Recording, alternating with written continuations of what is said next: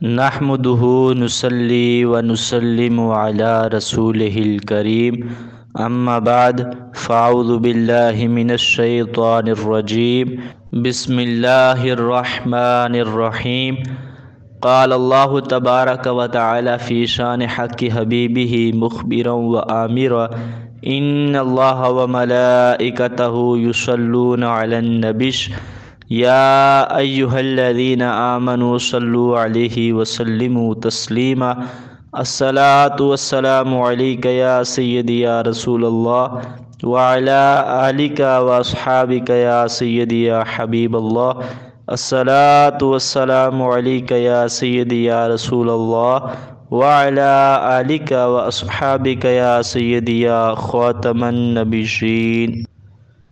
آج ہماری گفتگو کا جو موضوع ہے وہ بڑا ہی دلچسپ ہے اور علمی گفتگو پر منحصر ہے۔ آج ہم جانیں گے کہ لفظ صلاۃ یہ قرآن پاک میں کتنے معنوں میں استعمال ہوا ہے۔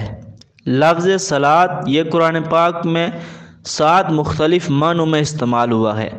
یاد رکھیے گا، میں مختلف معنوں کا نام لے رہا ہوں، میں یہ نہیں کہہ رہا کہ لفظ صلاۃ قرآن پاک میں 7 مرتبہ استعمال ہوا ہے، بلکہ میرا عنوان یہ ہے کہ لفظ صلاۃ قرآن پاک میں مختلف 7 معنوں میں استعمال ہوا ہے۔ سب سے پہلا معنی سورۃ البقرہ آیت نمبر 3 میں وَيُقِيمُونَ الصَّلَاةَ اور نماز قائم رکھتے ہیں، یہاں پر یہ اصطلاحی نماز کے معنی میں ہے۔ پارہ نمبر 2 سورۃ البقرہ آیت نمبر 157 اولئک علیہم صلوات من ربہم ورحمہ، یہاں پر یہ شاباش کے معنی میں ہے۔ پارہ نمبر 10 سورۃ التوبہ آیت نمبر 84 ولا تصلی علی احد، تصلی یہاں پر یہ نماز جنازہ کے معنی میں ہے۔ پارہ نمبر 11 سورۃ التوبہ آیت نمبر 103 ان صلاتک سکن لہم، یہاں پر یہ دعا کے معنی میں ہے۔ پارہ نمبر 22 سورۃ الاحزاب آیت نمبر 43 هو الذی یصلی علیکم وملائکتہ، یہاں پر یہ درود اور رحمت کے معنی میں ہے۔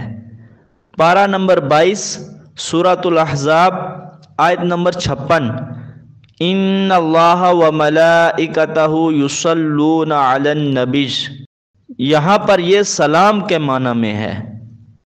اللہ تعالیٰ سے دعا ہے کہ اللہ تعالیٰ ہمیں عمل کی توفیق عطا فرمائے۔ وما علینا الا البلاغ المبین۔